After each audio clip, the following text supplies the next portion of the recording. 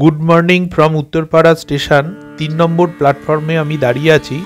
आज 24 मार्च 2024 रविवार सकाल 5टा 57 6टा 12 तारकेश्वर लोकाल धरे आमी आजके যাব হুগলি জেলার খানাকুলের রত্নাকর নদী ও ধুনা কানা দ্বারকেশ্বরের তীরে অবস্থিত কৃষ্ণনগর গ্রামে।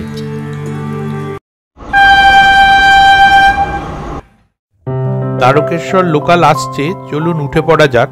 ट्रेने उत्तरपाड़ा থেকে तारकेश्वर যেতে সময় লাগবে 1 ঘন্টা। মাঝে 15টি স্টেশন, রিটার্ন টিকিটের মূল্য 30 টাকা।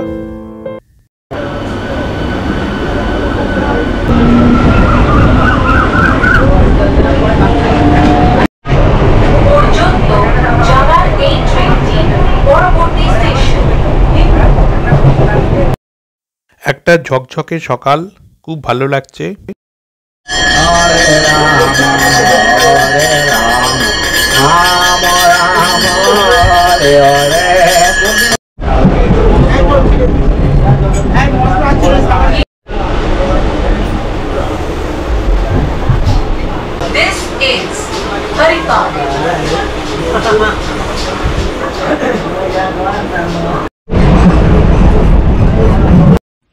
खानाकुल पहुँचे एके एके आमी देखे नेब 500 बछरेरो बेशी प्राचीन श्री श्री गोपीनाथ जीवेर मंदिर बासल गुप्त बृंदावन एवं तार पाशे श्री श्री राधावल्लभ मंदिर और 51 सतीपीठेर अन्यतम सतीपीठ जेटा परिचित रत्नावली शक्तिपीठ धाम बोले, जेखाने सतीर दांस्कन्ध पड़ेछिलो एवं उल्टो दिके भैरव घंटेश्वर शिव मंदिर, एछाड़ा राजा राममोहन राয়ের जन्मस्थान एवं हुगली जिला परिषद परिचालित पर्यटन केंद्र राजा राममोहन राয়ের पैतृक भिटे এই সব।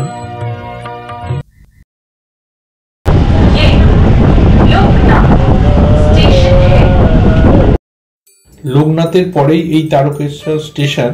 ট্রেন ঢুকছে এখন ঘড়িতে সকাল 7:30, অর্থাৎ 1.25 ঘন্টা ট্রেন জার্নি করে আমরা তারকেশ্বর স্টেশনে এসে পৌঁছে গেলাম। ট্রেন নামিয়ে দিল 1 নম্বর প্ল্যাটফর্মের ফ্লাইওভারের ঠিক সামনেটাতেই। এই ট্রেনটা করে এসেছি, এরপরে ফ্লাইওভার দিয়ে যাব ওপরে। এই যে এরকম ওপরটায় উঠে ডান দিকে যাব, সিঁড়ি দিয়ে ওপরে উঠছি। মোটামুটি ভিড় আছে, ডান দিকে যাব কিন্তু বাঁ দিকে দেখাচ্ছি যাদের হাঁটুতে প্রবলেম আছে, অসুস্থ, বয়স্ক এইসব মানুষদের জন্য এসকেলেটরের ব্যবস্থা আছে। এই যে এসকেলেটর এদিকে, আর সোজা যাব আমরা।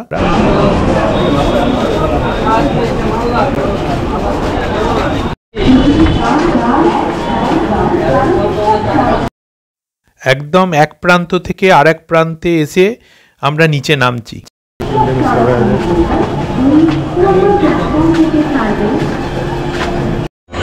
আমি এইটা দিক দিয়ে এসেছি, ওই দিক দিয়ে 1 নম্বর প্ল্যাটফর্ম দিয়ে আমি যাব হচ্ছে এই দিকে। এদিকে হলো বাস স্ট্যান্ড, এদিকে যাব আমি।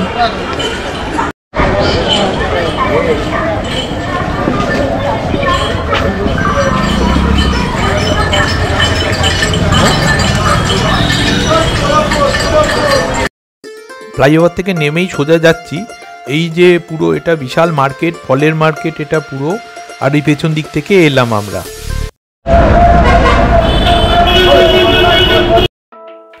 এই তারকেশ্বর বাস স্ট্যান্ড থেকে আমি গড়ের ঘাট বা গণেশপুরগামী ভায়া দিগরুই ঘাট বাসে উঠব, নিয়ে নামবো হচ্ছে কৃষ্ণনগর গোপীনাথজিউ মন্দির বা রথতলা স্টপে। সময় লাগবে 1.25 ঘন্টা, ভাড়া 30 টাকা। এই বাস স্ট্যান্ডে সিট পেতে হলে আধ ঘন্টা ওয়েট করতে হবে। নানা রুটের বাস আছে এখানে। এই বাসগুলো গোপীনাথজিউ মন্দির যাবে সামনে। এখনই টাইম আছে কিন্তু জায়গা নেই, আমি পেছনেরটাই চাপবো। দেখি এইটা রয়েছে, এটাও যাবে গোপীনাথজিউ মন্দির। এটা চাপছি, 8টা 5-এ আছে।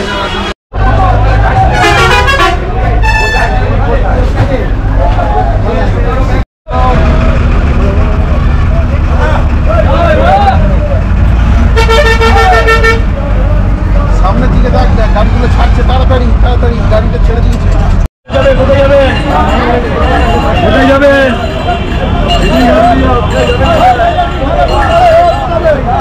ডিগ্রি ঘাট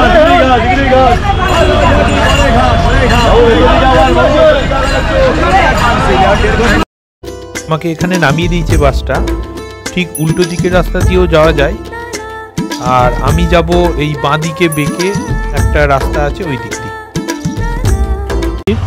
গুপ্ত বৃন্দাবন ধাম অ্যারো দেওয়া আছে, এই রাস্তাটা দিয়েও সোজা যাওয়া যায়। আমি এদিক দিয়েই যাচ্ছি।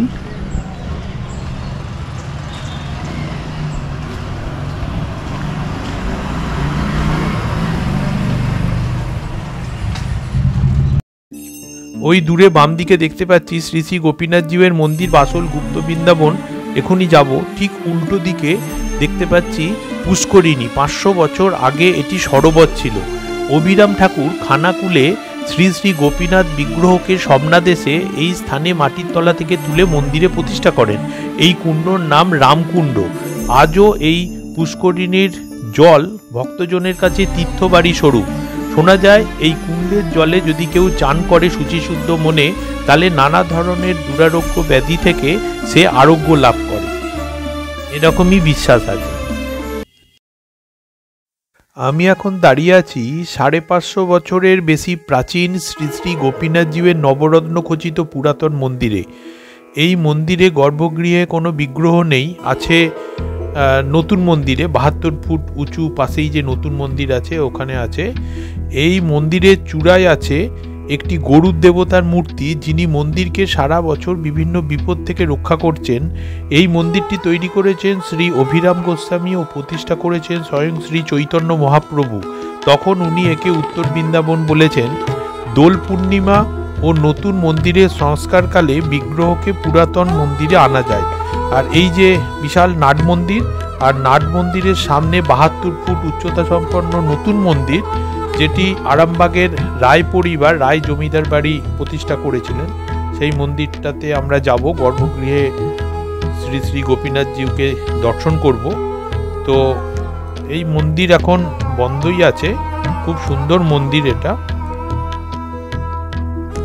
আরেকবার দেখে নিচ্ছি প্রাচীন মন্দিরটি।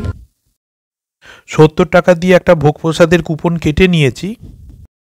আপনারা যারা কলকাতা থেকে আসবেন তারা শ্রী মৃণাল মুখার্জির সঙ্গে আমি একটা ফোন নাম্বার দিয়ে দিচ্ছি, সেই ফোন নাম্বারে যোগাযোগ করে আসবেন ভোগ প্রসাদের ব্যাপারে।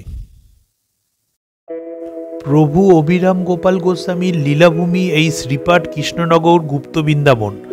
অনুমান 1400 শকে শ্রীমৎ অভিরাম গোস্বামীর আবির্ভাব। ইনি অভিরাম গোপাল, অভিরাম ঠাকুর, রামদাস, রাম নামেও পরিচিত। ত্রেতা যুগে শ্রীরামলীলায় ইনি ভরত, দ্রাপরে শ্রীকৃষ্ণ লীলায় শ্রীদাম সখা এবং তিনি কলিতে অভিরাম নামে খ্যাত। ইনি শ্রীকৃষ্ণের প্রধান সখা ও দ্বাদশ গোপালের প্রধান ও প্রথম গোপাল। একদম বাঁ দিকে নবরত্ন খচিত প্রাচীন মন্দির, যেখানে বিগ্রহ নেই, আর তার ঠিক পাশে 72 ফুট উঁচু আরামবাগের রায় পরিবার কর্তৃক নির্মিত মন্দির, যেখানে বিগ্রহ আছে আমরা দেখতে পাচ্ছি। এবং আরামবাগ থেকে সেই সময় এই মন্দিরের চূড়া দেখতে পাওয়া যেত। মূল মন্দিরে ঢোকার সামনে যে একটা নাট মন্দির আছে, এই নাট মন্দিরটা বিরাট।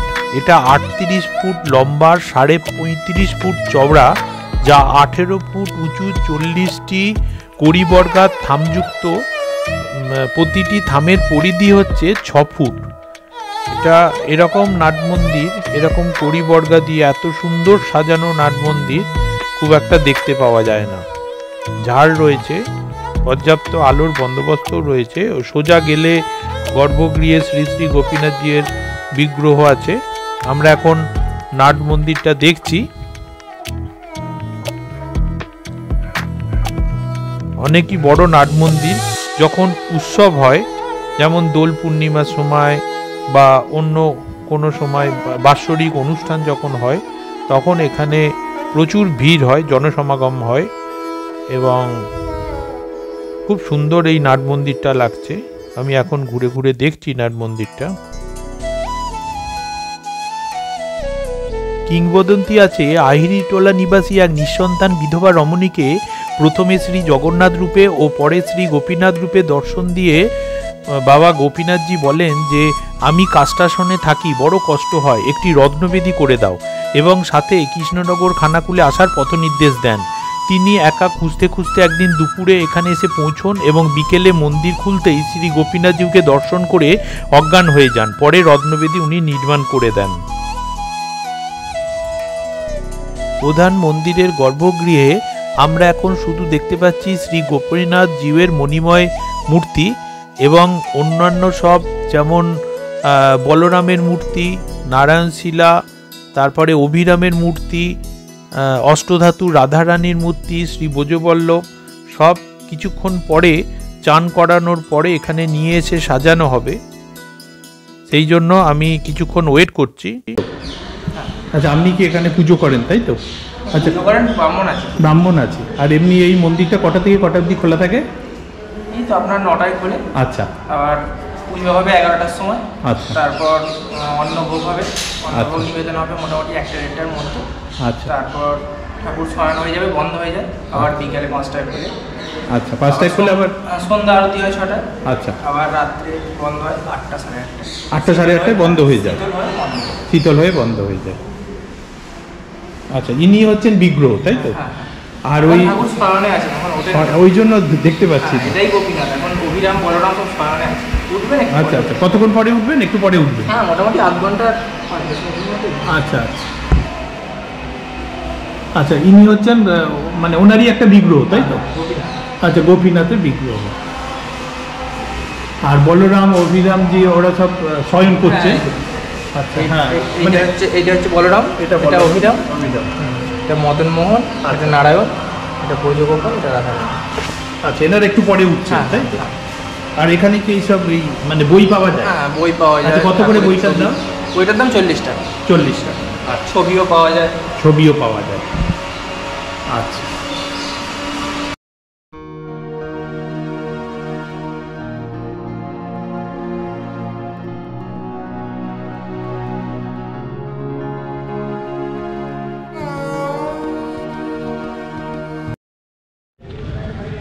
এটা হলো শ্রী শ্রী গোপীনাথজির রাসমঞ্চ। 1385 সালের বন্যায় পুরনো রাসমঞ্চটি পুরো ধ্বংস হয়ে যায়। তারপরে এই রাসমঞ্চটি নতুনভাবে নির্মাণ করা হয়েছে। আর একটু এগোলেই এইটা হচ্ছে দোলমঞ্চ।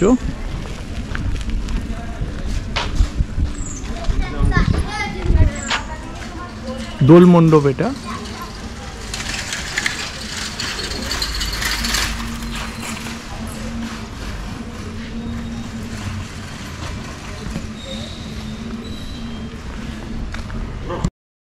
দোলমঞ্চের ঠিক উল্টো দিকে মূল মন্দিরের সিংহদ্বারের সামনে অপ্রাকৃত বকুল বৃক্ষ, যা অভিরাম ঠাকুর প্রায় 500 বছর আগে দাপর যুগের পরিত্যক্ত মুরলী কাষ্ঠ দ্বারাই সৃজন করেছিলেন। ইহার বিশেষত্ব এই যে সারা বছরে এই গাছে ফুল হয়, কিন্তু কোনোদিন একটি ফলও হয় না। আজও এই বৃক্ষ সজীব ও স্বমহিমায় বিরাজ করছে। কথিত আছে এই বকুল বৃক্ষ সৃজন ও পালনকালে অমৃতানন্দ ব্রহ্মচারী নামে এক শক্তি উপাসক ঈর্ষাবশত হয়ে যোগ প্রভাবে এই বৃক্ষটি ভস্মীভূত করেছিলেন। বৃক্ষের প্রতিপালক গোপাল দাস প্রভু অভিরামের শ্রীচরণামৃত প্রদান করলে আগুন নিভে গিয়ে বৃক্ষটি আবার আগের রূপে ফিরে যায়। অনেক পুরনো এই বকুল বৃক্ষ। এইটা হলো গোপীনাথজির মেন সিংহদুয়ার। দুদিকে দুটো রুম রয়েছে, আর ওপরে রয়েছে নহবতখানা আর দুটো সিংহ মন্দিরটাকে সুরক্ষিত রেখেছে। দ্বাদশ গোপালের প্রথম গোপাল প্রভু অভিরাম গোপালের শ্রীপাঠ এটা। আমরা এই সিংহদুয়ার দিয়ে আমরা প্রবেশ করব। আমরা সিংহদুয়ার দিয়ে যদি ভেতরে ঢুকি তাহলে বাঁ দিকে ওই যে পুষ্করিণী ছিল দেখেছিলাম, সেই পুষ্করিণীর পাশ দিয়ে গিয়ে আবার সেই মেন মন্দিরে গিয়ে পড়লাম। আমরা একটু আগে দেখেছি বকুল কুঞ্জ, এটা দোল পিড়ি এটা। আর দুটো মন্দির আছে, এটা হলো রাধাবল্লভ মন্দির, ওই দূরে দেখতে পাচ্ছি। রাধাবল্লভ মন্দির। আর গোপীনাথজির মন্দিরে সিংহদুয়ার দিয়ে আমরা এইমাত্র ঢুকেছি। শ্রী শ্রী গোপীনাথজির মন্দিরের ঠিক সামনেই আছে শ্রী শ্রী রাধাবল্লভ মন্দির। আমরা এখন সেই মন্দিরের ভেতরে যাব। মহাত্মা যাদবেন্দ্র রায়চৌধুরী স্থাপিত শ্রী রাধাবল্লভ ও শ্রী রাধাকান্তজিউর শ্রী বিগ্রহ ভেতরে বিরাজ করছে। ঠাকুরের শ্রীমন্দিরটি পোড়ামাটির শিল্পকর্মে সজ্জিত। 600 বছরেরও বেশি পুরনো এই মন্দির। বাংলার মসনদে তখন আলাউদ্দিন হুসেন শাহ শাসন করছেন। এই নবাবের দরবারে কাজ করতেন শ্রী যাদবেন্দ্র রায় চৌধুরী। তিনি খুবই কৃষ্ণভক্ত ছিলেন। তিনি স্বপ্নাদেশ পেয়ে খানাকুলের কৃষ্ণনগরে একটি রাধাবল্লভ মন্দিরের নির্মাণ কাজ শুরু করেন। পরবর্তীকালে আলাউদ্দিন হুসেন শাহের ছেলে যখন মসনদে বসেন তখন একটি মিথ্যা প্রচার হয় যে তার তোরণের পাথর খুলে যাদবেন্দ্র রায়চৌধুরী খানাকুলে একটি মন্দির তৈরি করেছেন। এই কথা শুনে নবাব একটি হাতির পিঠে চড়ে সঙ্গে সঙ্গে এই মন্দিরে চলে আসেন এবং ওনার নির্দেশে যাদবেন্দ্র রায়চৌধুরীর শিরচ্ছেদ হয় এবং সাথে সাথে একটি অলৌকিক ঘটনা হয়। সেই কাটা মুন্ডু বলে ওঠে, রাধা মাধবকে প্রতিষ্ঠা বড় স্বাদ রইল মনে, রাধা মাধবকে প্রতিষ্ঠা করতে পারলাম না নবরত্ন সিংহাসনে। এই কথা শুনে হতভম্ব নবাব তার ভুল বুঝতে পেরে যাদবেন্দ্রের পুত্র কৃষ্ণরামকে সব রকম সাহায্য করে এই মন্দিরের কাজ নির্মাণ করতে বলেন। উঁচু ভিত্তিবেদির ওপর স্থাপিত পূর্বমুখী রাধাবল্লভ মন্দিরটি এক শিখর বিশিষ্ট। মন্দিরের সামনে ও দক্ষিণ দিকে 3 খিলানযুক্ত প্রবেশ পথ। মন্দিরের সামনে পুরো দেওয়াল জুড়ে টেরাকোটার অলঙ্করণ। বর্তমান মন্দিরের গর্ভগৃহে শ্রী রাধাবল্লভ, রাধিকা ও অপর একজোড়া কৃষ্ণ রাধিকার মূর্তি নিত্য পূজিত হয়। এটাই হলো এই মন্দিরের ইতিহাস।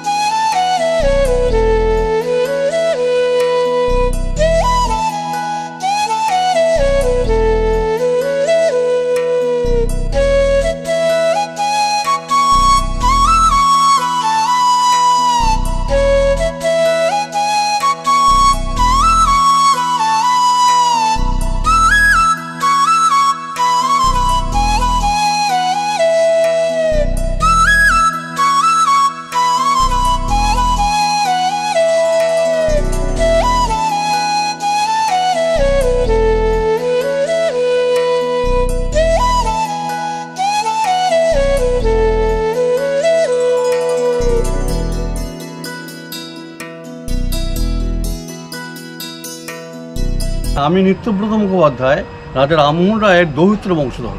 আচ্ছা, তার উত্তরসূরি। পাশে রাধাবল্লভ ভগবান শ্রীকৃষ্ণের মূর্তি, মুর্শিদ কুড়িখাঁর ঠাকুর। নবাবের দেওয়ান ছিলেন যাদবেন্দ্র সিংহ রায় চৌধুরী। তিনি নবাবকে অবসরকালে নবাব তাকে বললেন যে, দেওয়ানজি, আপনি দীর্ঘদিন আমার রাজদরবারে কাজ করলেন, অবসরকালে আপনাকে আমরা শ্রেষ্ঠ উপহার দিতে চাই, আপনি কী নিতে চান বলুন। উনি বললেন, নবাব বাহাদুর, যদি আপনার কৃপা হয় তাহলে আপনার ওই দেউড়ির খিলানের গায়ে একটি কালো পাথর আছে, ওটা ঘামে। হ্যাঁ, ওই আমি দেউড়ি জাহাজ করলে ঘামগুলো আমার গায়ে টকটক করে পড়ে, ওইটা আমাকে দিন, যদি দিতে হয় ওইটাই আমাকে দিন। উনি বললেন, আমি মুর্শিদ কুলি, আমরা তো দৌলত, আপনি ওইটা চাইছেন? বললেন, হ্যাঁ, ওটাই আমার শ্রেষ্ঠ উপহার। তা তিনি দিয়েছিলেন। সেই কালো পাথরটি বাক্সবন্দি করে নবাব পাঠিয়ে দিয়েছিলেন, হাতির পিঠে চড়িয়ে নবাবকে পাঠিয়ে দিয়েছিলেন, ওই দেওয়ানকে। আচ্ছা, নবাব পাঠিয়ে দিয়েছিলেন। দেওয়ান এখানে আসার পর সেই বাক্সটি খুলে দেখে রাধাকৃষ্ণের মূর্তি হয়ে গেছে।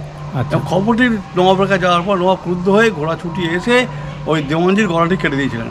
হ্যাঁ, কাটামুন্ডু মাটিতে গড়াতে গড়াতে বলেছিল, বড় আশা রইল মনে, শ্রী রাধাবল্লভকে প্রতিষ্ঠা করতে পারলাম না নবরত্ন সিংহাসনে। তার নবরত্ন বসাবার ওর শখ ছিল। আচ্ছা, পরে দৈবাণীতে ভগবান শ্রীকৃষ্ণ বললেন, তুমি একে হত্যা করলে কেন? একে হত্যা করার অধিকার তোমায় কে দিয়েছে? তুমি যদি আমার সেবা আর উচিত ব্যবস্থা না করো, কৃষ্ণনশনে ধ্বংস রাজ পরিবার। হ্যাঁ, তখন নতজানু হয়ে নবাব 3টি ঘোড়াকে ঘোষার সময় লাল পতাকা হাতে দিয়ে 3 দিকে ছোটালেন, 6 জনে চাবুক মেরে, এবং যেখানে গিয়ে থামলো 3টে ঘোড়া, সেই সম্পত্তি রাধাবল্লভকে দান করলেন আর টেরাকোটা মন্দির তৈরি করলেন।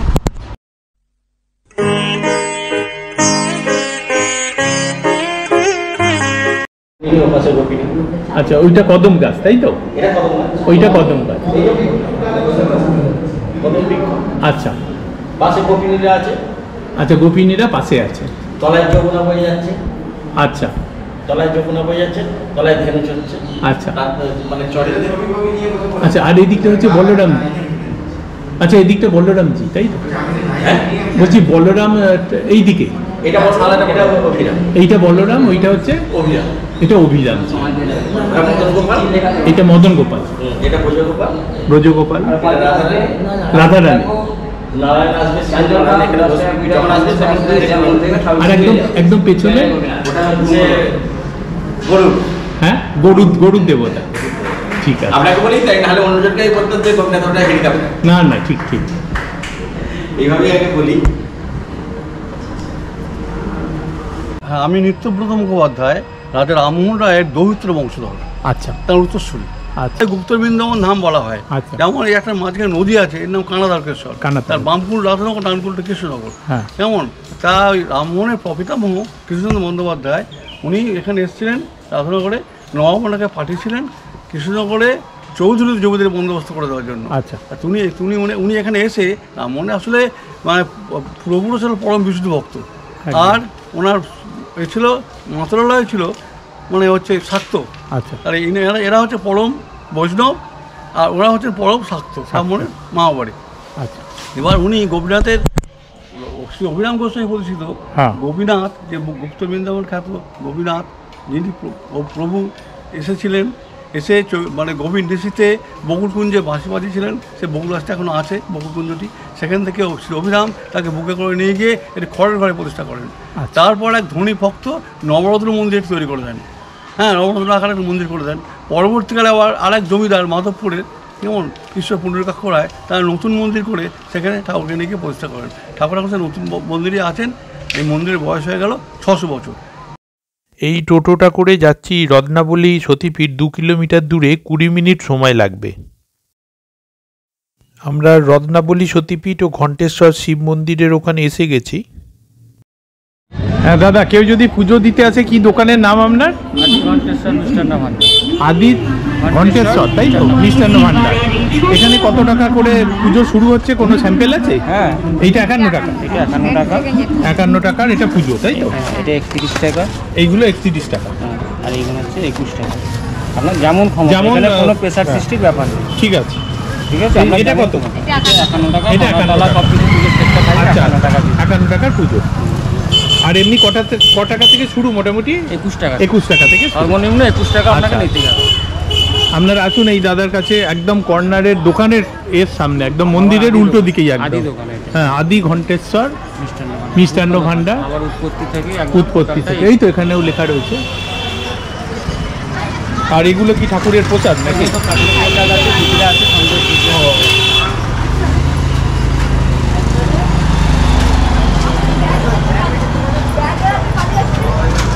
আর এই ডাব পাবো পাওয়া যায় তাই তো? পুজোর সরঞ্জাম সব পাওয়া যায়।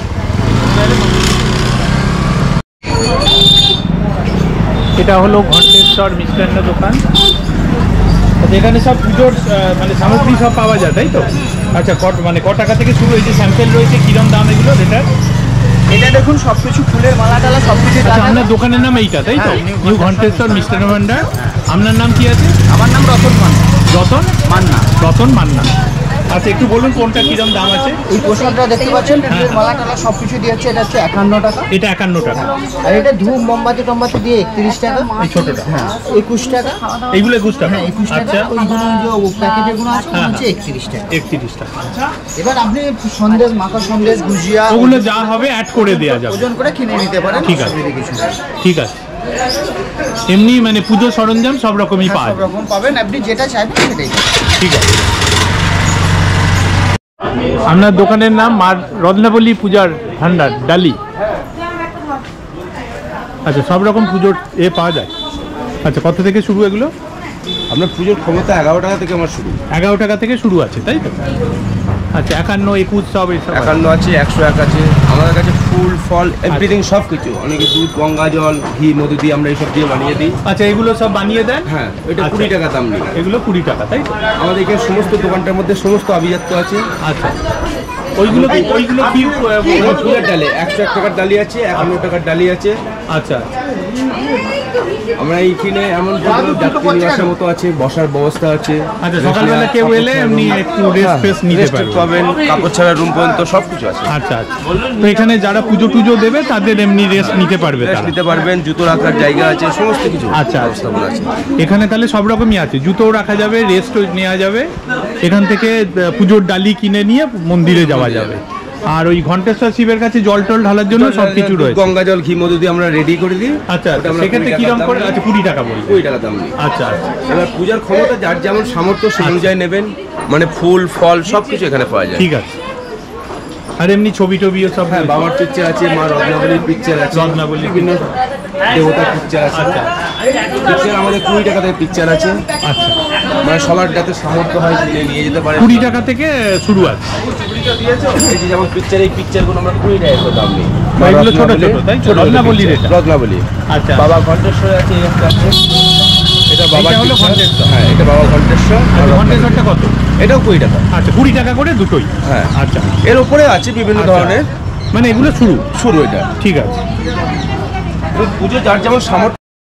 হিন্দু পৌরাণিক কাহিনী অনুসারে রত্নাবলী সতীপীঠ মা সতীর 51টি শক্তিপীঠের মধ্যে একটি। ভগবান বিষ্ণু শিবকে তার স্ত্রী সতী হারানোর দুঃখ থেকে মুক্ত করতে মা সতীর দেহকে সুদর্শন চক্র দ্বারা খণ্ডিত করেছিলেন। সতীর দেহ যেখানে যেখানে পড়েছিল সেই সব স্থানে মন্দির তৈরি হয়েছে। ডান হাত বা দক্ষিণ স্কন্দ এখানে পড়েছিল, তাই এখানে মন্দির নির্মাণ করা হয়েছে, যার সামনে আমরা এখন দাঁড়িয়ে আছি। পাশে বয়ে যাওয়া রত্নাকর নদী বা কানা দ্বারকেশ্বর নামে এখানে নাম হয়েছে রত্নাবলী সতীপীঠ। এখানে সতীমা হচ্ছেন শ্মশানবাসিনী এবং ঘণ্টেশ্বর শিবের মন্দির ওনার ভৈরব পাশেই আছেন এখানে। আর দক্ষিণা শ্মশানকালী নামে কুমারী রূপে এখানে মা পূজিত হন, তাই মাকে শাঁখা সিঁদুর পরানো হয় না। আমরা গর্ভগৃহর ভেতরে মাকে দর্শন করব। বাইরেটা দেখছি এখন, পুরোহিত মশাই আছেন, ওনার কাছেও কিছু অজানা তথ্য জেনে নেব। পুরোহিত মশাই শ্রী শুভেন্দু বটব্যাল, ওনার ফোন নাম্বারও এখানে আমি দিয়ে দেবো। চলুন মাকে দর্শন করে নেওয়া যাক।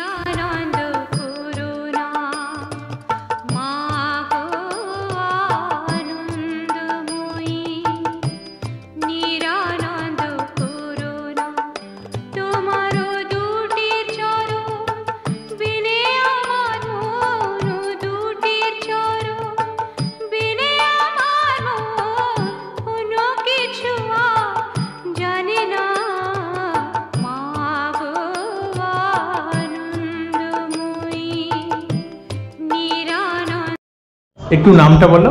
আমার নাম শুভেন্দু বটব্যাল। আচ্ছা, আমি মন্দিরের সেবাই, মায়ের সেবাই। আচ্ছা, মা এখানে কুমারী রূপে পূজিত হয়। যে সতীপীঠ, যে 51 পীঠের একটা পীঠ আছে, তার মধ্যে আমাদের মা এটা একটা পীঠ। আমাদের মা এখানে কুমারী রূপে পূজিত হয়। আর এখানে ডান কাত পড়েছিল, এখানে মায়ের ডান স্কন্ধ পড়েছিল। আচ্ছা, সেই থেকেই আমাদের মা এখানে বিরাজমান। এখানে মায়ের পাশাপাশি বাবা আছেন। অনেক জায়গায় দেখবেন বাবা হচ্ছে প্রতিষ্ঠিত করা, কিন্তু আমাদের এখানে যে ভৈরব আছে, ভৈরব আমাদের স্বপ্রতিষ্ঠিত। আচ্ছা, বাবা স্বয়ম্ভু শিব, বাবা ঘণ্টেশ্বর নামে পূজিত হয়। আমাদের মন্দির খোলার যে সিস্টেমটা আছে, আমাদের মন্দির খোলা হয় সকাল 7টায়, খোলা থাকে 1:30 পর্যন্ত। শীতকালটায় আমাদের মন্দির খোলা হয় 8টায় আর বন্ধ হয় দুপুর 2টোয়। অনেকে ইন্টারনেটে ছড়িয়েছে যে আমাদের মন্দির 6টা to 6টা খোলা থাকে। ওই তো উল্টো পাল্টা ছড়িয়েছে বলেই আমি জিজ্ঞেস করছি। এই তথ্যটা সম্পূর্ণ ভুল। একদম এই তথ্যটাই কেউ বিশ্বাস করবেন না, এই তথ্যটা সম্পূর্ণ ভুল। আমাদের মন্দির খোলা হয় সকাল 7টায় গ্রীষ্মকালটায়, শীতকালটায় মন্দির খোলা হয় 8টায়। মায়ের সন্ধ্যা আরতি হয় শীতকালটায় 6টায়, আর গ্রীষ্মকালে মায়ের সন্ধ্যা আরতি হয় সন্ধ্যা 7টায়। 7টার সময় আরতি হয়ে মায়ের বন্ধ হয়ে যায়, এবং তারপর কোনো ব্যক্তি পুজো আজা দিতে এলে আমাদের পুজো আজা গ্রহণ করা হবে না বা হয়নি। অতএব যারা ইন্টারনেটে এইসব আসছেন, দেখে আসছেন, তাদেরকে আগে থেকেই বলে দিচ্ছি, আমাদের 7টার সময় মায়ের সন্ধ্যা আরতি হয়ে যাওয়ার পর কোনো রকম পুজো আজা নেওয়া হয় না। বা দিতেও পারবেন না, এমনকি যদি চাবি দেওয়া হয়ে যায় তো দর্শনটাও পাবেন না। আচ্ছা। তাতে রিকোয়েস্ট করেও কোনো লাভ হবে না। আর এমনি উৎসব কিরকম আছে এখানে? আমাদের মায়ের এখানে পুজো হয়, সবচেয়ে বড় উৎসব যেটা হয় রটন্ডী কালী পুজো। মায়ের এখানে বিরাট জাঁকজমকে পূজা আজা হয়। আর মা মহালয়ার দিন প্রতিষ্ঠা করা হয়েছিল। মায়ের নতুন মূর্তি যে দেখছেন বা নতুন মন্দির যে দেখছেন, আচ্ছা, আমাদের মহালয়ার দিন প্রতিষ্ঠিত করা হয়েছে। যেহেতু মায়ের মহালয়ার দিন অভিষেক হয়েছে, তো ওই দিনটাই মহালয়ার দিনটাই আমরা আবার বড় করে পুজো আজা করি, জাঁকজমক করে পুজো আজা করি। এবং বাবার আছে চৈত্র মাসের গাজন ঘাটেশ্বর মন্দিরে। বাবার চৈত্র মাসের গাজনের মহোৎসব হয়, এই শুরু হয়ে যাবে কদিন পরই।